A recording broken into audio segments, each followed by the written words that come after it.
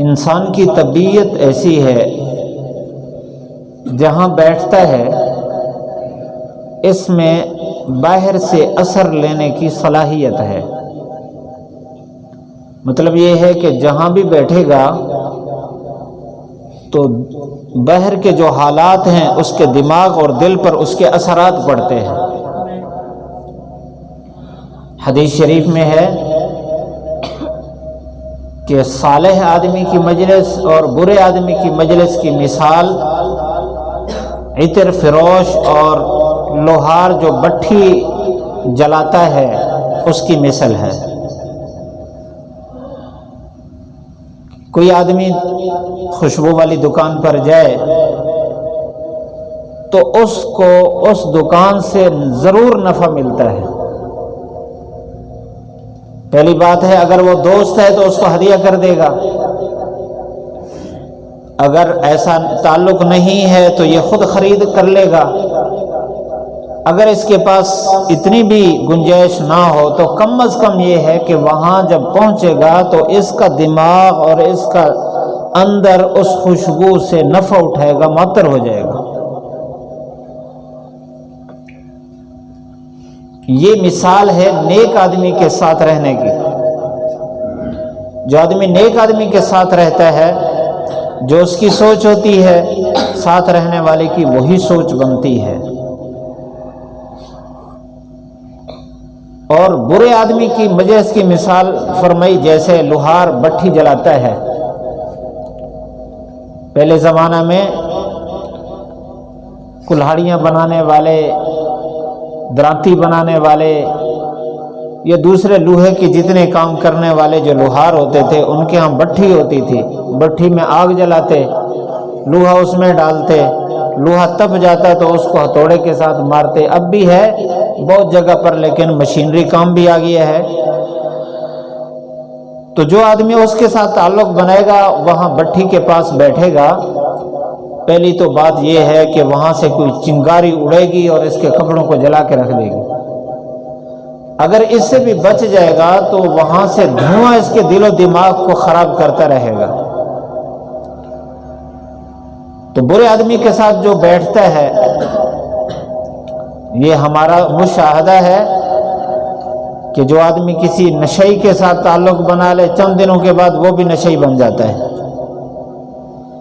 اگر کسی دنیاوی معاملات میں بھی کسی تاجر کے ساتھ بیٹھے گا تو یہ بھی تجارت شروع کر دے گا، پراپرٹی ڈیلر کے ساتھ بیٹھے گا تو یہ بھی وہی کام شروع کر دیتا ہے۔ دنیا کے کسی کام کرنے والے کے پاس بیٹھے گا، جو اس کا مزاج، اس کے جذبات ہوں گے وہی اس کے ساتھ پیش آئے گا، کیونکہ ہم دنیا میں رہتے ہیں۔ ہر وقت ہم مسجد میں نہیں آتے، ہر وقت کسی اللہ والے کے پاس بیٹھنا نہیں ہوتا۔ 5 وقت میں جو نماز پڑھنے والے لوگ ہیں وہ عالم کے پاس، قاری کے پاس، مؤذن کے پاس، دینداروں کے پاس بیٹھنا ان کو موقع ملتا رہتا ہے۔ لیکن بہت سارے ایسے ہیں جو کاروبار میں پھنسنے کے بعد ادھر متوجہ نہیں ہوتے۔ تو یہ مجلس صرف اللہ کے نام کی مجلس ہے۔ میں اور آپ یہاں جمع ہوئے صرف اس نیت سے ہمیں جمع ہونا ہے کہ ہمارا تعلق اللہ سے بن جائے، میرا بھی یہی ارادہ ہو، آپ کا بھی یہی ارادہ ہو۔ اللہ تعالیٰ کو بندے کے ساتھ بہت پیار اور محبت ہے۔ پچھلی مجلس میں نے یہ بات عرض کی تھی، بے حد محبت ہے اللہ کو بندے سے، اور اللہ تعالیٰ یہ چاہتا ہے۔ اچھا، اس محبت میں لذات کتنی ہیں، اس میں سرور کتنا ہے، اس موضوع پر پچھلی دفعہ گفتگو ہوئی۔ آج میں نے جو بات عرض کرنی ہے وہ یہ ہے کہ اللہ کو ہر بندے کے ساتھ محبت ہے۔ جس نے بھی کلمہ، جس نے بھی دنیا میں سانس لیا، اللہ کی چاہت یہ ہے کہ یہ بندہ میرے ساتھ تعلق بنا لے۔ جس طرح باپ پیدا ہونے والے بیٹے سے پیار کرتا ہے، محبت رکھتا ہے، اب بیٹا جوان ہو گیا، باپ کی اسی طرح محبت ہے، اسی طرح پیار ہے جس طرح بچپن میں تھا۔ یہ چھوٹا بچہ تھا، باپ اس کو اٹھا کے پھرتا ہے، سینے کے ساتھ لگاتا ہے، اس کے ساتھ کھیلتا ہے۔ باپ تو بڑی عمر کا ہے، وہ بچہ چھوٹا ہے، باپ اپنے مزاج کو چھوڑ کر مجھے کے مزاج کے برابر اپنا مزاج لے آتا ہے، اور بچہ جس چیز سے خوش ہوتا ہے باپ وہی حرکات کرتا ہے، وہی بات کرتا ہے، اسی طرح ٹیڑھے پن سے بولتا ہے، اسی طرح باریک آواز سے بولتا ہے، کیونکہ باپ کو بچے کے ساتھ محبت ہے۔ اور یہی محبت اس وقت بھی ہوتی ہے جب بیٹا جوان ہو جاتا ہے، لیکن بیٹا ہے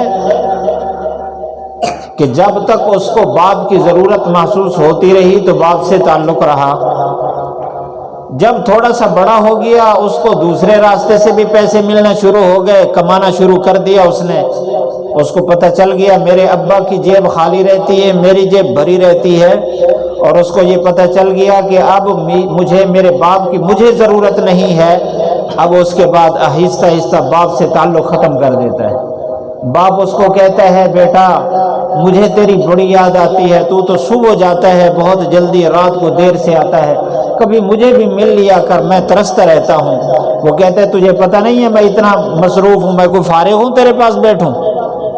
وہ باپ جو اس کے بچپن میں اپنا ضروری وقت بھی مصروفیت کا اس سے بھی وقت کاٹ کر اس بچے کو وقت دیتا تھا، اب یہ بچہ اتنا مصروف ہو گیا ہے کہ باپ کو وقت دینے کے لیے تیار نہیں۔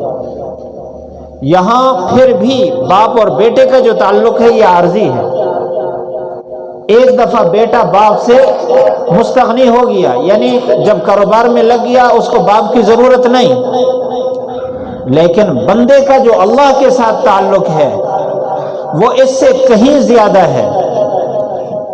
جتنا باپ اپنے اولاد سے محبت رکھتا ہے اللہ کو کروڑ گنا اس سے زیادہ بندے کے ساتھ محبت ہے، اور جس طرح بچپن میں محبت، اسی طرح اس کے لڑکپن میں محبت، اسی طرح اس کی جوانی میں محبت، اسی طرح اس کے بڑھاپے میں اللہ تعالیٰ کو اس بندے کے ساتھ محبت ہے۔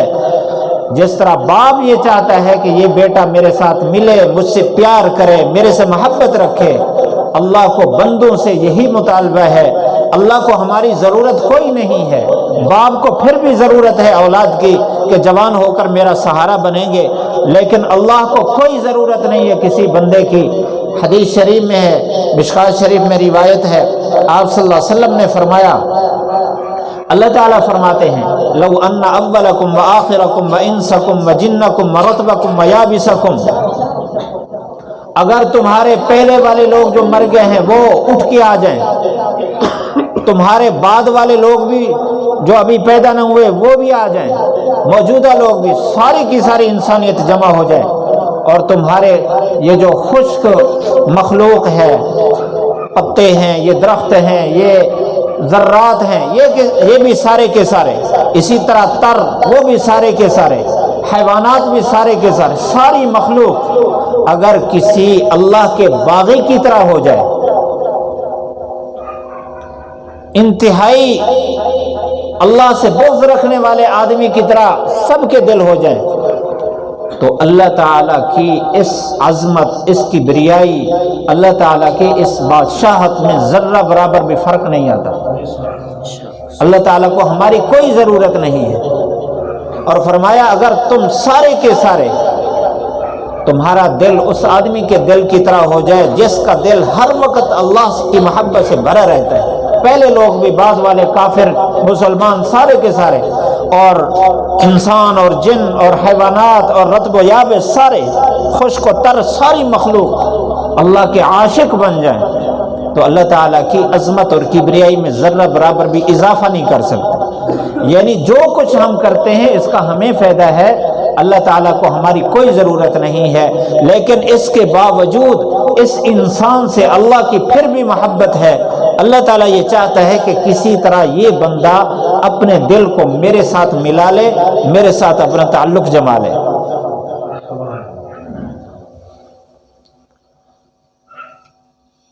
اس لیے ایک روایت میں فرمایا،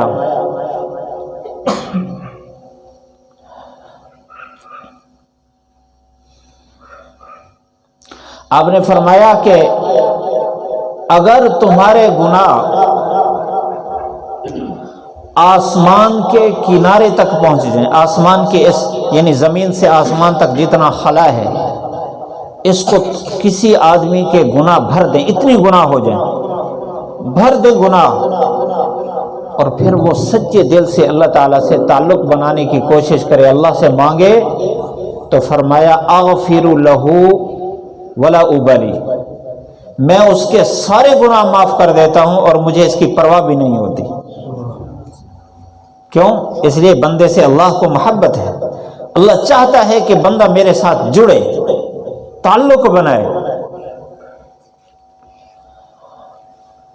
ہر انسان سے خطائیں ہوتی ہیں، خطاؤں کی نوعیت الگ الگ ہے۔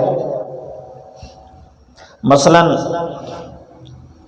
صرف انبیاء علیہ السلام کی ایسی ذات ہے جو معصوم ہے، باقی موجودہ ہم جتنے انسان اس وقت دنیا میں موجود ہیں، دنیا میں بس رہے، ہر انسان سے غلطی ہو سکتی ہے، اور غلطی ہوتی ہے، نوعیت الگ الگ ہے۔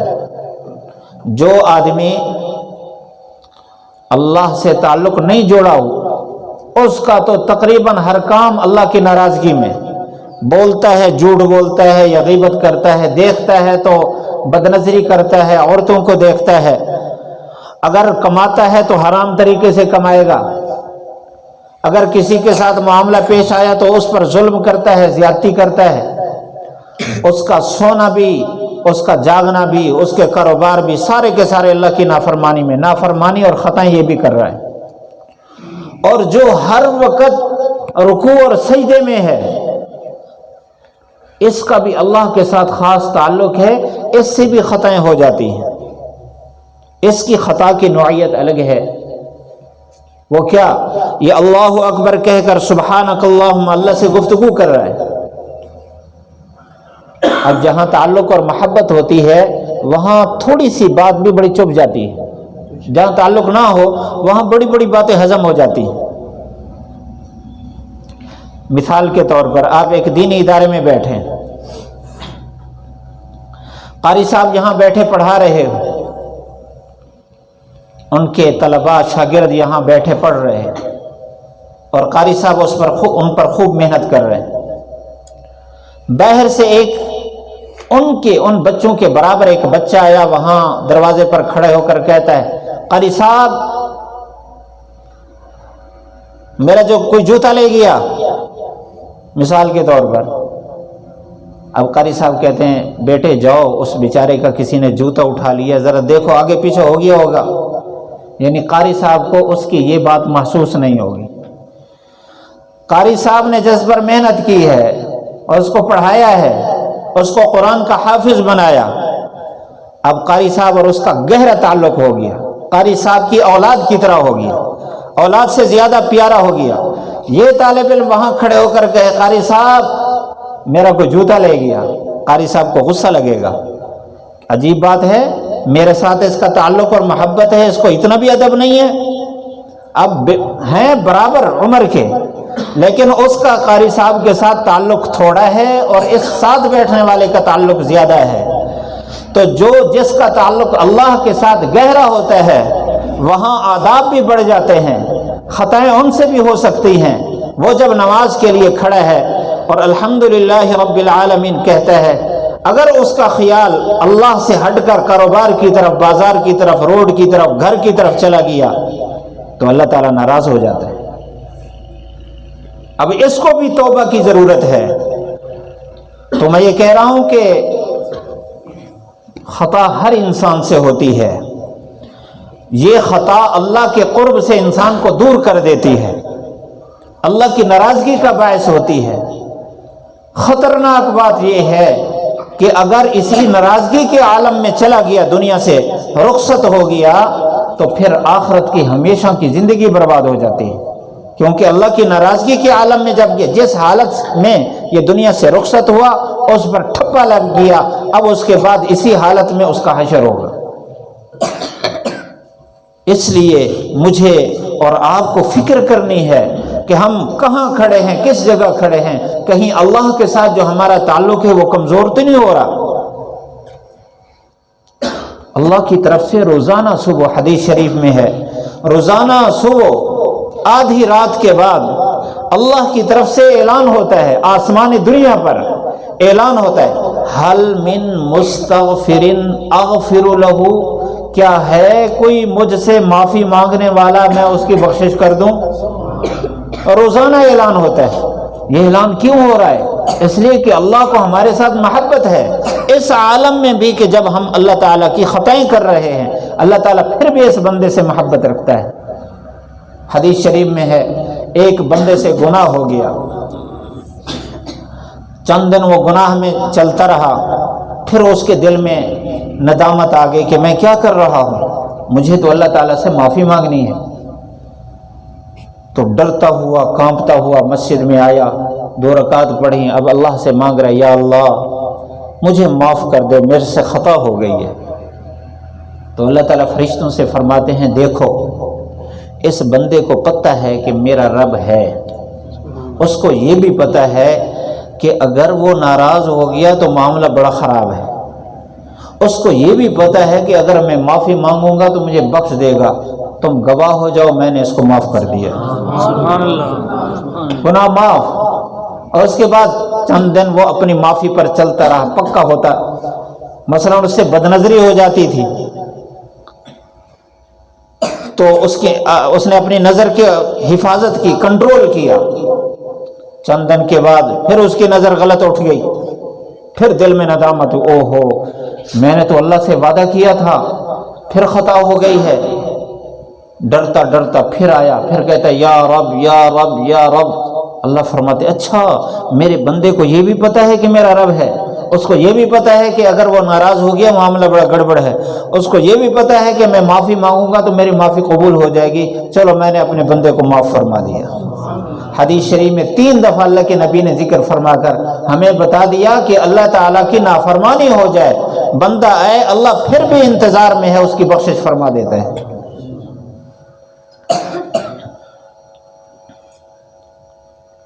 بنی اسرائیل کا ایک آدمی تھا، اس نے قاتل تھا، قاتل، یہ جو قتل ہے یہ بڑی خطرناک بیماری ہے، بہت بڑا گناہ ہے۔ اب تو حالات ہی بدل گئے، سوچیں بھی بدل گئی۔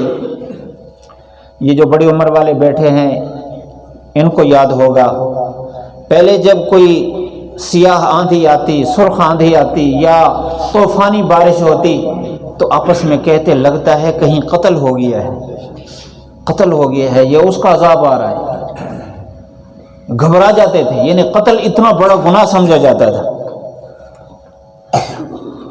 اور اب تو پرواہ نہیں ہے، جتنی بارش آندھیاں آئیں تو بس موسمیات والوں سے رابطہ ہے، بھئی یہ ادھر آ رہی ہے ادھر جا رہی ہے، اتنے دن رہے گی چلی جائے گی، بس کوئی پرواہ نہیں ہے۔ قتل بہت بڑا مرض ہے، قاتل جس کو قتل کی عادت پڑ جائے تو وہ درندہ بن جاتا ہے، اس کے انسان کی قیمت نہیں رہتی۔ تو وہ بنی اسرائیل کا وہ آدمی، اس نے بہت قتل کیے، یہاں تک کہ اس نے 99 قتل کر لیے۔ ایک آدمی سے ملا اور اس کو کہا کہ میں بڑا ظالم ہوں، میں نے اپنے اوپر ظلم کیا، کیا میرے لیے کوئی معافی کا راستہ ہے؟ میں نے 99 قتل کیے۔ اس نے جب سنا اس نے کہا اوہ تو تو بڑا ظالم ہے، تیری بخشش نہیں ہوگی۔ وہ ڈر گیا بلکہ مایوس ہو گیا، اور اس کو جو عادت پڑی ہوئی تھی قتل کی اس نے یہاں بھی وہی عادت پوری کر دی، تو اب قتل 100 ہو گئے۔ چند دن کے بعد پھر اس کو فکر ہو دی تو میں بڑا ظالم ہوں، اس حالت میں اگر دنیا سے رخصت ہو گیا، ایمان اس کے اندر تھا،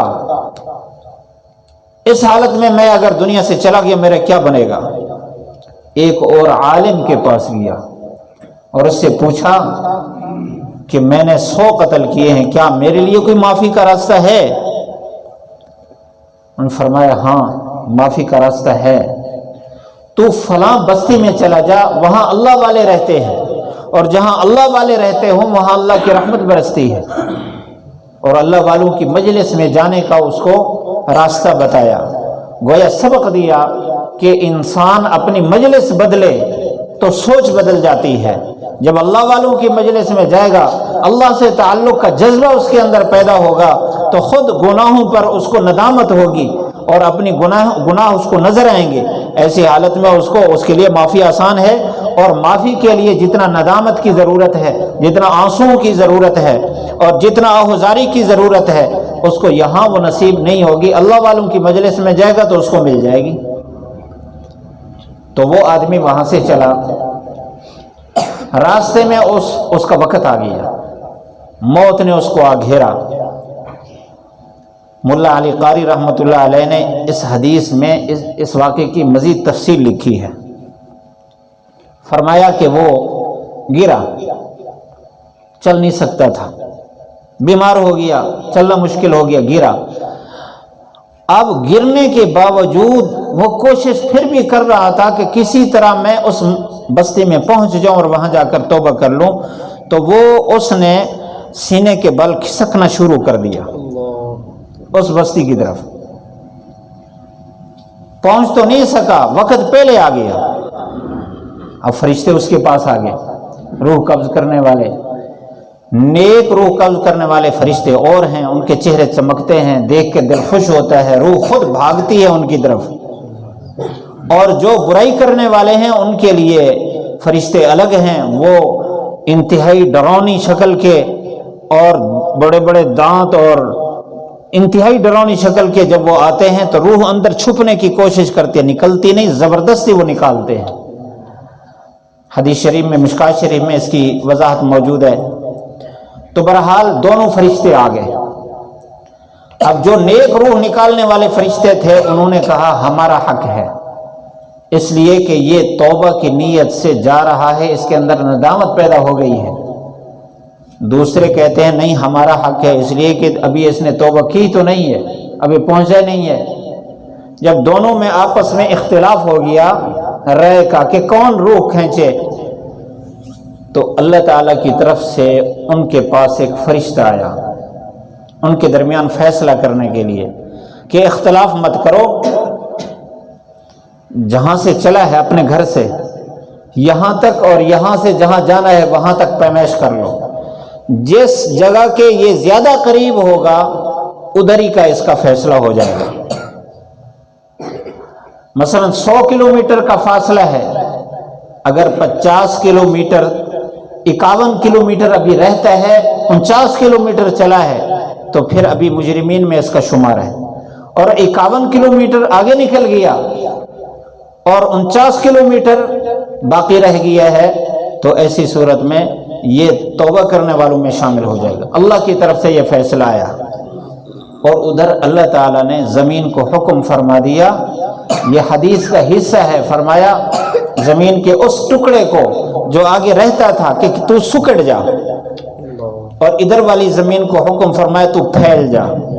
جب فرشتوں نے پیمائش کی تو ایک بالشت کا فرق آیا کہ ایک بالشت جس بستی کی طرف جا رہا تھا اس کی طرف زیادہ قریب ہو چکا تھا اور ادھر زیادہ سفر بنتا تھا۔ تو اللہ کی طرف سے حکم ہوا رحمت والے فرشتوں کو کہ تم اس کی روح قبض کر لو، یعنی توبہ کرنے والوں میں اس کا شمار ہوگی۔ یہ اللہ کی محبت ہے بندے کے ساتھ کہ 100 قتل کے بعد بھی اللہ تعالیٰ نے اس کے لیے دروازہ کھولا ہے۔ اللہ چاہتا ہے کہ یہ بندہ میرے قریب آ جائے۔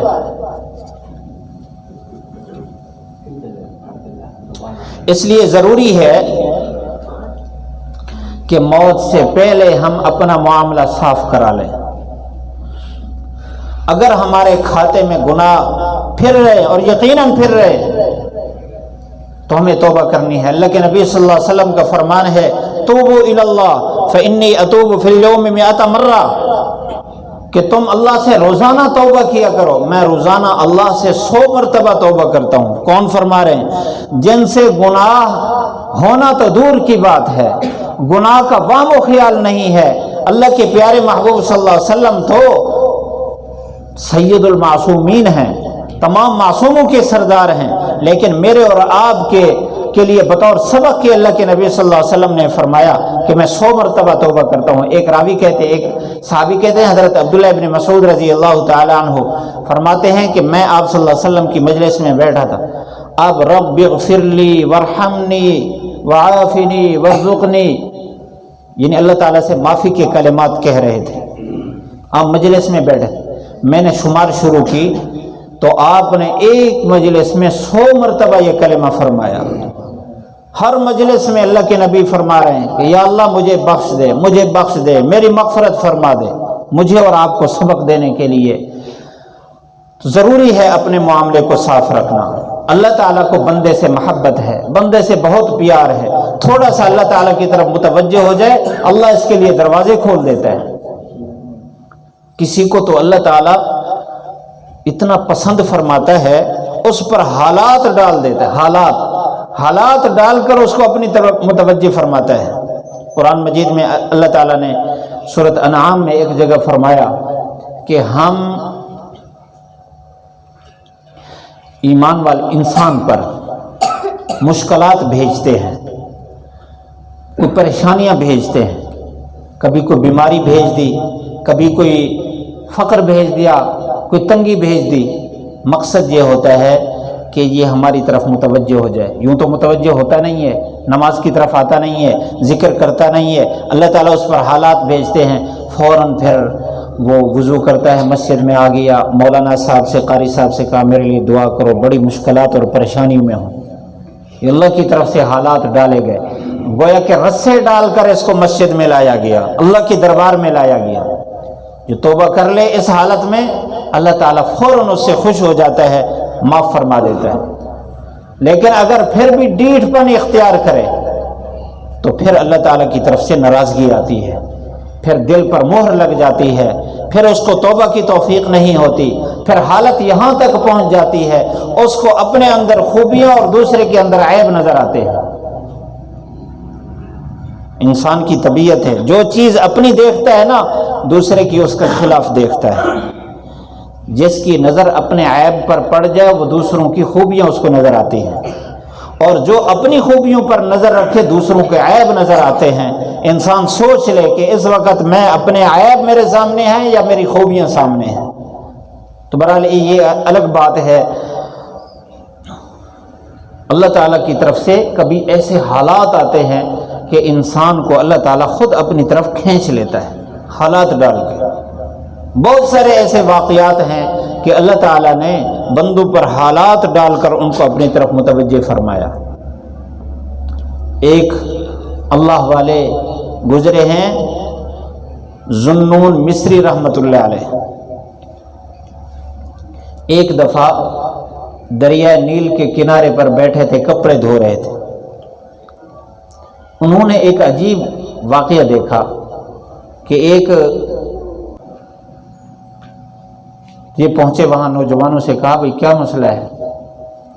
انہوں نے بتایا کہ یہ انتہائی شریر آدمی ہے، کوئی بستی والا اس سے مطمئن نہیں ہے، ہر آدمی کے ساتھ اس کا جھگڑا ہے، فساد ہے، کوئی امن میں نہیں ہے اس سے، اس لیے ہم اس کو بستی سے نکالنا چاہتے ہیں۔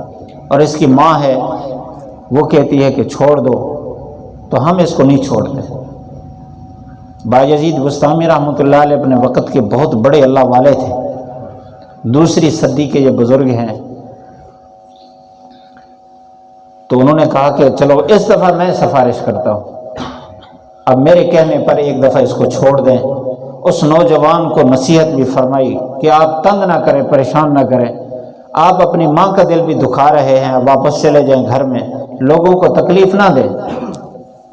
اس نے وعدہ کیا، چلے گئے بایزید بستامی رحمۃ اللہ علیہ۔ کچھ دن گزرنے کے بعد پھر وہاں سے گزر ہوا تو اس گھر سے رونے کی آواز آ رہی تھی۔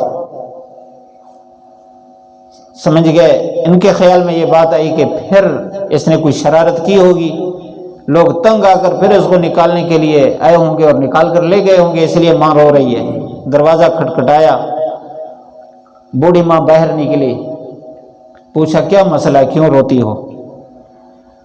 اس نے کہا کہ میرا بیٹا دنیا سے رخصت ہو گیا ہے، اور جب اس کے آخری وقت تھا اس نے مجھے کہا کہ اماں جی جب میں دنیا سے رخصت ہو جاؤں مر جاؤں تو بستی والوں کو نہیں بتانا، کیونکہ سب میرے نام سے جلتے ہیں تو وہ خوش ہوں گے۔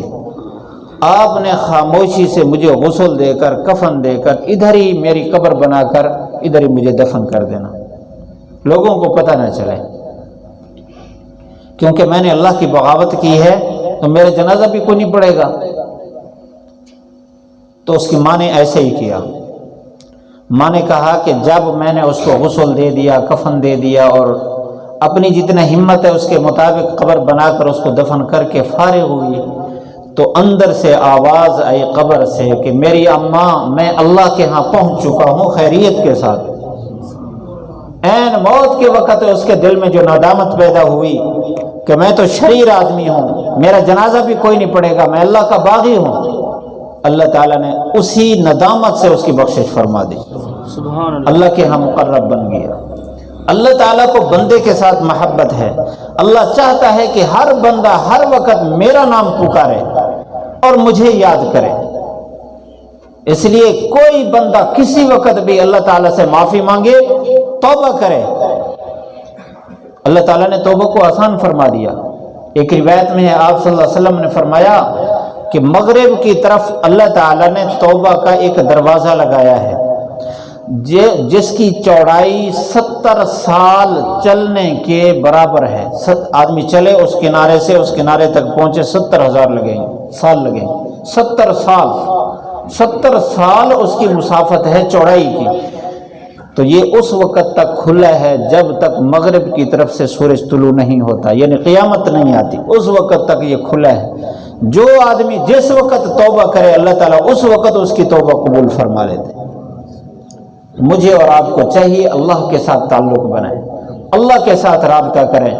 توبہ کے لیے بچپن، جوانی اور بڑھاپا کوئی شرط نہیں ہے۔ شیطان ہمیں اس بات پر اکساتا ہے، دھوکہ دیتا ہے کہ ابھی تو جوان ہے، بڑا ہوگا، بوڑھا ہوگا پھر توبہ کر لینا۔ اللہ کے نبی صلی اللہ علیہ وسلم کا فرمان ہے کہ جوان کی توبہ اللہ کو بڑی پسند ہے، نوجوان جب توبہ کرتا ہے اللہ بہت خوش ہوتا ہے۔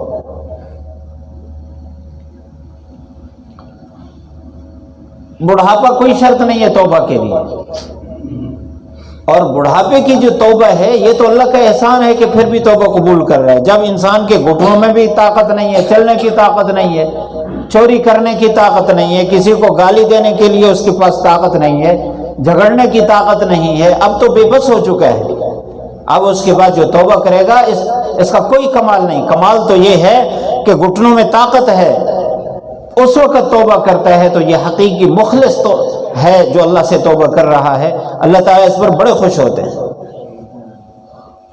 لیکن اللہ پھر بھی بوڑھے کی توبہ قبول فرما لیتے ہیں، جس کی ساری زندگی گناہ میں گزری ہو لیکن ایک دفعہ اللہ تعالیٰ سے معافی مانگ لے، اللہ تعالیٰ اس کی بخشش فرما دیتے ہیں۔ حضرت عمر رضی اللہ تعالی عنہ ایک دفعہ اپنے گھر میں سوئے ہوئے تھے، خواب میں دیکھا، اللہ کی طرف سے نیک لوگوں پر الہام ہوتا ہے، خواب کے ذریعے بھی ان کی رہنمائی ہوتی ہے۔ خواب میں دیکھا اللہ تعالیٰ کی طرف سے آواز آئی کہ جنت البقیع میں میرا ایک ولی سویا ہوا ہے، اس کو جا کر ملو اور اس کے کھانے پینے کا نظم بناؤ۔ وقت کے حکمران تھے، امیر المؤمنین تھے، فوراً اٹھے گئے، اب جنت البقیع میں تلاش کرتے پھر رہے ہیں۔ مولانا روم رحمۃ اللہ علیہ نے یہ واقعہ لکھا کہ وہاں تلاش کرتے پھرتے تھے کہ کس جگہ پر ہے، کہیں نظر نہیں آ رہا تھا۔ تو ایک قبر کے قریب سے یوں گزرے تو اندر سے آواز آئی، کیا آواز؟ اے رب، ساری زندگی میں نے گانا گایا، جب تک میرے اندر صحت تھی، طاقت اور قوت تھی، میری آواز شاندار تھی، تو میرے ارد گرد لوگوں کا ہجوم رہتا اور میرے پاس مال ہی مال ہوتا، پیسے ہی پیسے ہوتے۔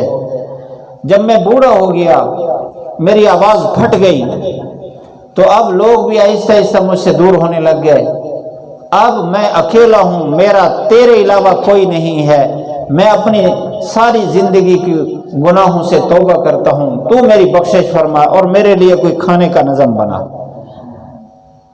जब ये हज़रत उमर रज़ी अल्लाह तआला ने बात सुनी तो फौरन उधर गए, देखा एक बूढ़ा है सोया हुआ है और सुरंगी साथ उसने रखी हुई तोड़ी हुई, वो भी तोड़ दी उसने।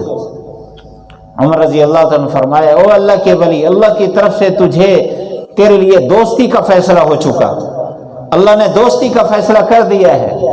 अत्ताइब हबीबुल्लाह, तौबा करने वाला अल्लाह का दोस्त बन जाता है। मुस्तकिल उसके लिए वजीफा मुतय्यन फरमाया जो उसकी आखिरी वक़्त तक हज़रत उमर रज़ी अल्लाह तआला अन्हु की तरफ से उसको पहुँचता रहा। अल्लाह ताला इस पर भी तौबा कबूल फरमाते हैं। जब बंदा अल्लाह से तौबा करता है ना, ये बंदा अल्लाह को बहुत ही प्यारा हो जाता है। अल्लाह इस पर बेहद खुश होते हैं जब बंदा अल्लाह से तौबा करता है। आप सल्लल्लाहु अलैहि वसल्लम ने इस खुशी का एक तराजू हमें बताया, तोल के बताई कितना खुशी होती है अल्लाह ताला को। फरमाया अल्लाह इतना खुश होता है जितना तुम में से कोई एक आदमी ऊंट पर सवार हो, अपना खाना उस पर ला दे, पानी पीने का वो भी उस पर बांध दे, फिर उस पर सवार होकर सफर शुरू करे जंगल का, बहुत दूर चला जाए। यहां तक कि दोपहर के वक्त थका हारा एक दरख्त के नीचे सोने के लिए वो उतरा और उसने अपनी सवारी को वहां बांध दिया, लेट गया। आंख खुली, देखा तो सवारी नहीं है। उसको तलाश करना शुरू किया, तलाश कर करके हर उस गर्मी की वजह से और प्यास की वजह से बिल्कुल थक हार गया। कहीं करीब उसको न मिली अपनी सवारी। अब मायूस होकर वापस आ गया। अब इतना सफर कर चुका है जंगल के अंदर के वापस भी नहीं जा सकता, सवारी भी नहीं है, प्यास इतना लगी है कि पानी की बड़ी जरूरत है और साथ करीब पानी नहीं है, सवारी भी कोई नहीं। मेरी तरफ तवज्जो रखें।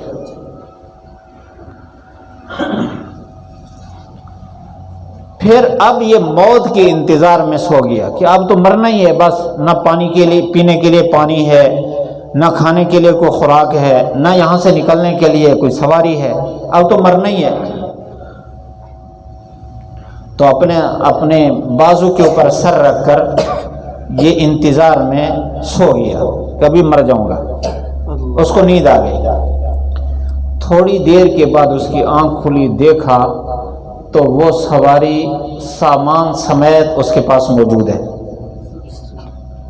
अब जब उसने देखा तो खुशी के आलम में उसकी अकल ठिकाने न रही। उसने कहा, तू मेरा बंदा, मैं तेरा रब। कहना क्या था? मैं तेरा बंदा, तू मेरा रब। लेकिन खुशी में उसने यूं कह दिया, तू मेरा बंदा, मैं तेरा रब। ये बंदे की खुशी की इंतहा है, इसके बाद और खुशी का कोई दर्जा नहीं। अल्लाह के नबी सल्लल्लाहु अलैहि वसल्लम ने ये बात फरमाया, जब बंदा अल्लाह से तौबा करता है, अल्लाह जितना ये बंदा खुश हुआ, अल्लाह इससे भी ज्यादा खुश होता है। अल्लाह ताला को इतना बंदे से प्यार हो जाता है। इसलिए हमारे लिए अभी मौका है, तौबा कर लें। बहुत सारे गुनाहों का हमें पता होता है और बहुत सारे गुनाहों का हमें कोई पता नहीं है, हम उनको गुनाह ही नहीं समझ रहे। और जुल्म ये है कि हमारा मेयार गुनाहों का अजीब हो गया है। जिसको लोग गुनाह समझते हैं, मैं और आप उसको गुनाह समझते हैं। जिसको लोग गुनाह नहीं समझते, हम उसको गुनाह नहीं समझते। अब माशरे में शराब को गुनाह समझा जाता है। कोई आदमी शराब पिए तो सारे कहेंगे भाई ये शराबी हो गया।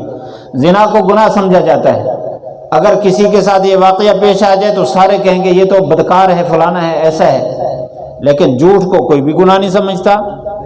झूठ बोलते हैं, कहते हैं बड़ा चालाक आदमी है, मेरे हाथ में भी नहीं आया, बड़ा जबरदस्त ताजर है, उसको झूठ ही कोई नहीं समझता। गीबत को कोई नहीं गुनाह समझता, झूठ को कोई नहीं गुनाह समझता। किसी का हक मार लिया उसको कोई नहीं गुनाह समझता। ये जो बेपर्दगी है इसको कोई नहीं गुनाह समझता। حالانکہ اسی طرح حرام ہے یہ جھوٹ بولنا جس طرح زنا شراب حرام ہے، غیبت اسی طرح حرام ہے جس طرح زنا اور شراب حرام ہے، اور بے پردگی اسی طرح حرام ہے جس طرح زنا اور شراب حرام ہے۔ یہ سارے حرام ہیں، معاشرے کے اندر اس کو گناہ نہیں سمجھتے، ہم بھی گناہ نہیں سمجھتے۔ اللہ کے نبی صلی اللہ علیہ وسلم نے ہمیں شاندار دعائیں دی ہیں، دعائیں سکھائی ہے توبہ کے لیے۔ اللہم اغفر لی ذنبی کلہ دکہ و جلہ و اولہ و آخرہ و علانیتہ و سرہ، یا اللہ میرے سارے گناہ معاف فرما، چھوٹے بھی بڑے بھی، جو لوگوں کے سامنے کیے وہ بھی، جو چھپ کر کیے وہ بھی۔ اور ایک یہ جو دعا ہے 5واں کلمہ ہے، اللہم انت ربی لا الہ الا انت خلقتنی وانا عبدک وانا علی عہدک ووعدک ما استطعت اعوذ بک من شر ما صنعت ابوء لک بذنبی ابوء لک بنعمتک وابوء لک بذنبی فاغفر لی فانہ لا یغفر الذنوب الا انت۔ شاندار دعا ہے یہ توبہ کی۔ یا اللہ مجھے بخش دے، اس کے آخری کلمات، یا اللہ میں نے تیری نعمتوں سے نفع اٹھایا اور ان نعمتوں کو حاصل کر کے میں نے تیرا نافرمانی کی، گناہ کیا ہے اسی طاقت سے جو تو نے مجھے دی تھی۔ یا اللہ میرے سارے گناہ معاف فرما، تیرے علاوہ کوئی بھی معاف کرنے والا نہیں ہے۔ بہترین دعائیں اللہ کے نبی صلی اللہ علیہ وسلم نے سکھائی ہے، تو ہم وہ دعائیں پڑھیں۔ سب سے پاکیزہ اور سچی توبہ جس کو توبۃ نصوح کہتے ہیں، جب انسان کرتا ہے تو اس کے پہلے بعد والے ظاہری باطنی جو اس کے علم میں ہے وہ بھی معاف ہو جاتے ہیں، جن کو وہ گناہ نہیں سمجھ رہا اس کے علم میں بھی نہیں ہے، اللہ وہ بھی معاف فرما دیتا ہے۔ اس توبہ کے 4 شرطیں ہیں، 4 تو کافی ہو گیا، بس یہی بات کر کے پھر ذکر کرتے ہیں۔ 4 شرطیں ہیں، میں اور آپ آج کے دن، آج کے اس وقت میں ہم انشاءاللہ اس پر عمل کریں گے تو اللہ کے ہاں اپنے گھروں میں جائیں گے، اس سے پہلے اللہ کے ہاں پاکیزہ ہو کر جائیں گے انشاءاللہ۔ سب سے پہلی بات یہ ہے کہ جو گناہ جس گناہ میں ملوث ہے اس گناہ کو چھوڑ دے۔ ہمارے بہت سارے ساتھی توبہ کرتے ہیں لیکن گناہ چھوڑتے نہیں ہیں۔ مشہور ہے ڈرائیوروں والی توبہ، ڈرائیوروں والی توبہ۔ وہ کہتے ہیں جب وہ سیٹ پر بیٹھتا ہے یوں کر کے کہتے ہیں میری معافی، یعنی پچھلے گناہ میرے معاف، فوراً ریکارڈ چلا دیتا ہے وہیں اور پھر گاڑی سٹارٹ کرتا ہے۔ یہ والی توبہ نہیں، گناہ چھوڑ دے۔ دوسرے نمبر پر اس گناہ کی دل میں ندامت ہو کہ میں نے غلط کیا ہے، مجھے نہیں کرنا چاہیے تھا، دل پر بوجھ ہو۔ اور تیسری شرط یہ ہے کہ آئندہ اللہ سے نہ کرنے کا عہد کرے۔ اور چوتھی شرط یہ ہے کہ اگر وہ گناہ ایسا ہے جس کا تعلق حقوق اللہ یا حقوق العباد سے ہے تو وہ حقوق ادا کرے۔ مثلا کسی کو روزانہ مارتا ہے تو مارنا چھوڑ دے، دل میں ندامت ہو اور آئندہ نہ کرنے کا عہد کرے، اور جس کو مارا ہے اس سے جا کر معافی مانگے۔ کسی کا حق کھایا ہے، کسی کا مال کھایا ہے تو یہ کھانا چھوڑ دے، دل میں اس کی ندامت ہو، آئندہ نہ کرے اور اس کو حق واپس کرے۔ اور جو نمازیں رہتی ہیں، نمازیں چھوڑتا ہے، نمازیں رہتی ہیں، اس کے لیے یہ ہے کہ دل میں ندامت ہو، نماز نہ چھوڑے، دل میں ندامت ہو، آئندہ نہ چھوڑنے کا عہد کرے۔ اور ساتھ یہ ہے کہ جتنی نمازیں اس کی قضا ہوئی ترتیب کے ساتھ روزانہ ظہر کے ساتھ پچھلی ظہر قضا کر لے، عصر کے ساتھ پچھلی عصر قضا کر لے، مغرب کے ساتھ پچھلی مغرب قضا کر لے، عشاء کے ساتھ پچھلی عشاء قضا کر لے۔ تو یہ 4 شرطیں ہیں، جو آدمی ان شرطوں پر اتر آئے اللہ تعالیٰ اس کو بالکل پاک اور صاف کر دیتے ہیں، جیسے پیدا ہوتا ہے بالکل گناہوں سے پاک صاف، اللہ اس کو ایسے ہی فرما دیتے ہیں۔ تو آج سے ہم نے توبہ کرنی ہے۔ توبہ کرنے کے بعد کوشش کریں ہم اللہ تعالیٰ کو ناراض نہ کریں۔ ہمارے ہر قدم میں اللہ تعالیٰ کی رضا چھپی ہوئی ہیں۔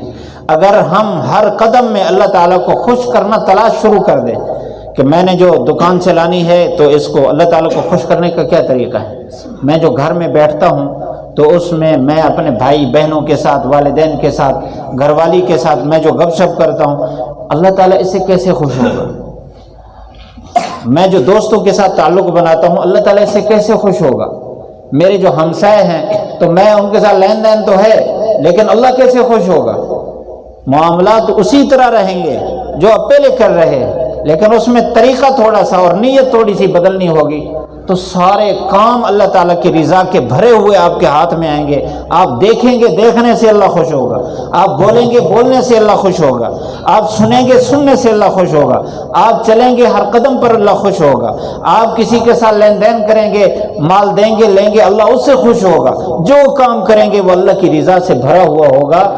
اور آپ کو کوئی ولی کہے یا نہ کہے، آپ کو کوئی جانتا ہو یا نہ جانتا ہو، آپ کو سارے لوگ گندا کہیں، اگر آپ اللہ کے ولی بن گئے، محب بن گئے، اللہ کے ہم مقرب ہو گئے، اللہ تعالیٰ کا وعدہ ہے، اللہ تعالیٰ سب کے دلوں میں آپ کی محبت کو پھیلا دے گا۔ بس توبہ کرنی ہے، اللہ تعالیٰ ہم سب کو اس پر عمل کرنے کی توفیق نصیب فرمائے۔